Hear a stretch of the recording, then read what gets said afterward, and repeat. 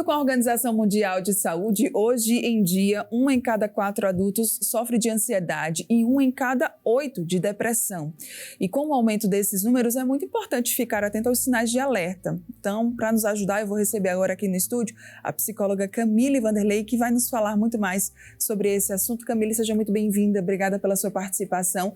São números expressivos e parece-me, né, eu tenho essa sensação de que nos últimos anos eles passaram a ser muito mais evidentes, né, Camille? Exato, Mara. E a gente precisa estar falando sobre isso, né? Porque hoje, esse dado que você traz, segundo a Organização Mundial de Saúde, ele representa 1 bilhão de pessoas que transitam entre ansiedade, depressão e outros transtornos mentais. Olha só. E a gente tem mais características.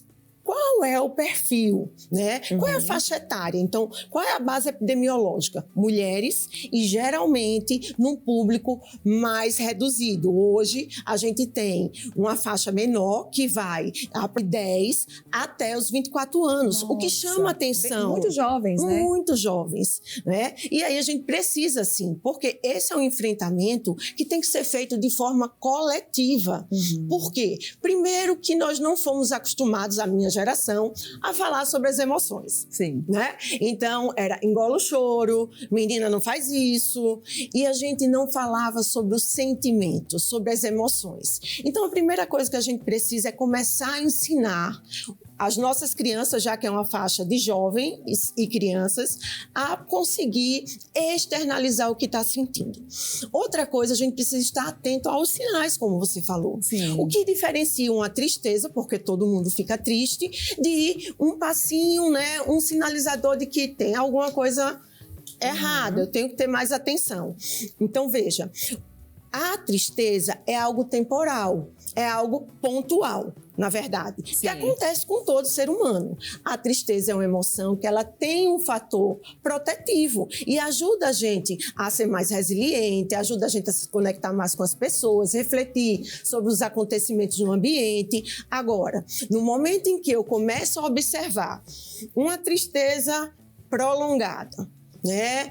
Ausência de vontade de fazer coisas que habitualmente essa pessoa costuma fazer. Sim. Um certo descuido com a apresentação pessoal, com os cuidados pessoais, higiene pessoal, né? Então a gente já começa a ficar um pouco alerta.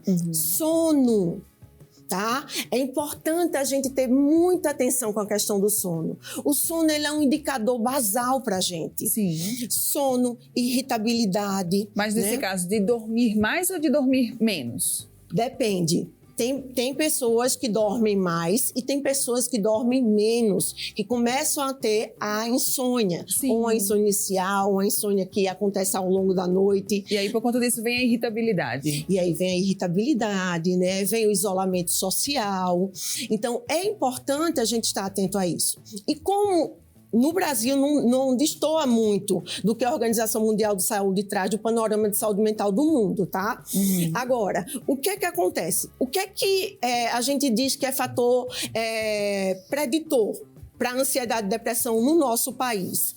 Então, a vulnerabilidade social, a violência e a insegurança financeira. São 3 fatores que atenua, né, esses dados. E segundo a própria Organização Mundial de Saúde, em 2040, o quantitativo de pessoas com ansiedade e depressão vai aumentar ainda mais. Olha só. Então, ansiedade e depressão hoje é um problema de saúde pública e nós precisamos fazer esse enfrentamento. E Camille, importantíssimo tratar, né, a saúde mental, não realmente manter isso como um tabu, muito pelo contrário, né, a gente falar sobre os seus sentimentos, não escondê-los, que a gente vê ainda muito isso, as pessoas elas acabam escondendo e aí é aquela historinha do copo, né, de água, que você vai ali só colocando e vai chegar um momento em que esse copo ele vai esborrar. Exatamente, Mara.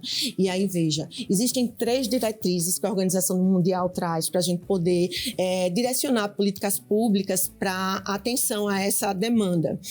Uma é a gente ter atenção ao trabalho. Tá? Por quê? Veja, se eu tenho um público mais jovem, eu tenho jovens iniciando o trabalho, e esses jovens estão adoecendo mentalmente, então daí a necessidade da gente ter programas de prevenção aos riscos psicossociais no ambiente de trabalho. A outra questão é a gente ter equipe de saúde básica preparada. Infelizmente, né, o acesso a profissionais especializados ainda é algo que não é colocado para a população de uma forma geral. E o terceiro item é justamente o estigma social, Mara.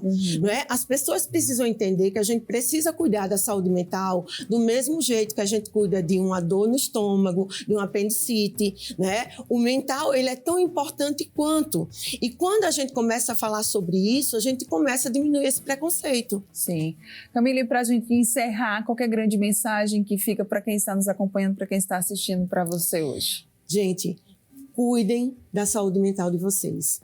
Quando vocês fazem isso, vocês estão cuidando de vocês e cuidando de quem está junto de vocês. A gente só consegue mudar esta realidade quando cada um que hoje está podendo escutar esse programa, parar e refletir. Como é que eu estou com a minha saúde mental? Será que a minha ansiedade ela já está passando do limite? Será que eu estou tendo alguns traços, algumas oscilações de humor que eu estou precisando de ajuda?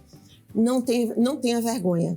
Peça ajuda, vá em busca de alguém que consiga te ajudar. Muito bem. Camille, quem quiser mais informações, mais conteúdos, entrar em contato com você, como é que pode fazer? Pode entrar em contato através do @Camille_Vanderlei no Instagram. Muito bem, obrigada pela sua participação. Só uma última pergunta. Fazer atividades manuais, trabalhos manuais, ajuda com a nossa saúde mental? Atividade física, atividades manuais, muito. Contato com a natureza, isso só alimenta a nossa saúde mental. Perfeito, porque isso tem tudo a ver com o nosso assunto de agora, viu, gente? Porque terça-feira é dia de Vem Comigo aqui no Pra Você. E hoje a gente vai com a Vivi Leão aprender a fazer móvel de madeira. Vamos lá conferir.